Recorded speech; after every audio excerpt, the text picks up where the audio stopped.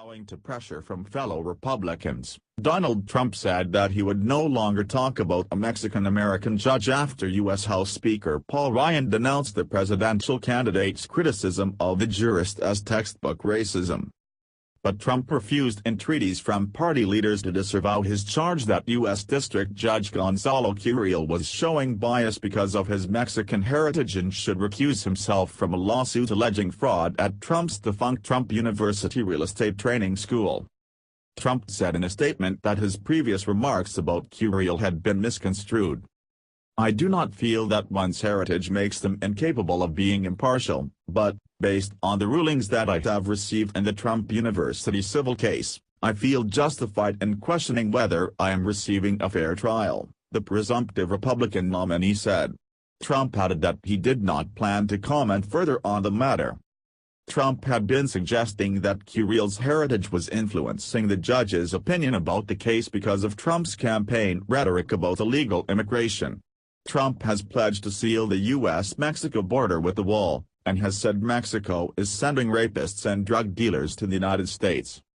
Ryan, the country's top elected Republican, blasted Trump's comments, which have threatened to disrupt Republicans' already rocky efforts to unite behind the candidate. "I regret those comments that he made. Claiming a person can't do their job because of their race is sort of like the textbook definition of a racist comment. I think that should be absolutely disavowed," Ryan told reporters.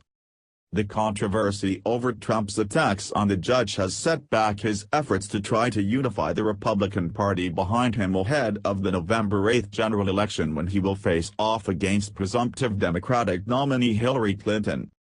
Speaking to supporters at the golf club he owns in the hilly suburbs of New York later on Tuesday, Trump played out his vision for the meaning of his campaign slogan "America First," talking about its implications for trade, energy, financial regulation and tax policies.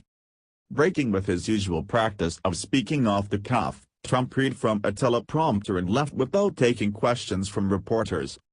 Ryan, who endorsed Trump last week after initial misgivings, said he still supported his candidacy, saying Trump would be preferable to Clinton. Behind the scenes, Trump has been pressured from friends and family to back down, fearful of the damage that may be done to his prospects in the general election, a source close to the Trump campaign said. New Jersey Governor Chris Christie, a potential Trump vice presidential running mate, was spotted at Trump Tower in New York before Trump's statement was issued. Christie earlier in the day defended Trump as not a racist.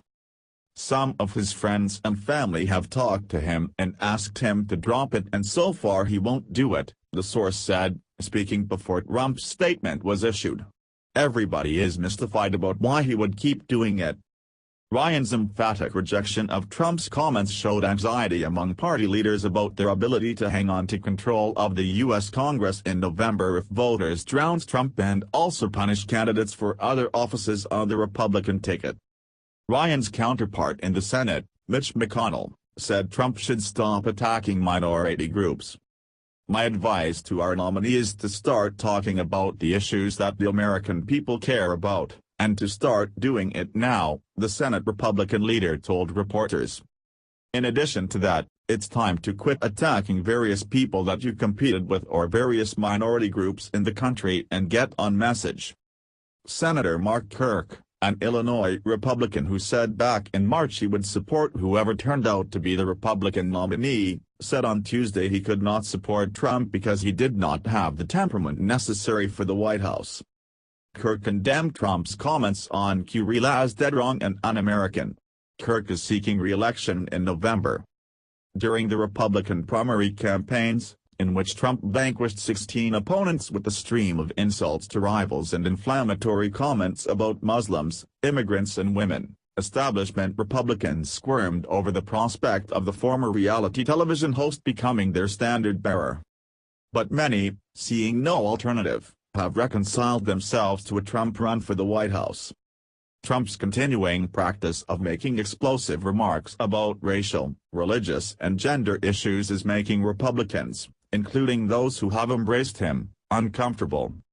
with greater scrutiny of Trump now that he is set to formally win the Republican presidential nomination at the party's July convention in Cleveland. There are concerns about the party's ability to maintain control of the House of Representatives and Senate. Trump's continuing missteps, punctuated by his outrageous and indefensible comments about Judge Curiel, make that goal much more difficult to achieve, said Lanhee Chen, a senior advisor to former presidential candidate Marco Rubio and a senior fellow at the conservative Hoover Institution.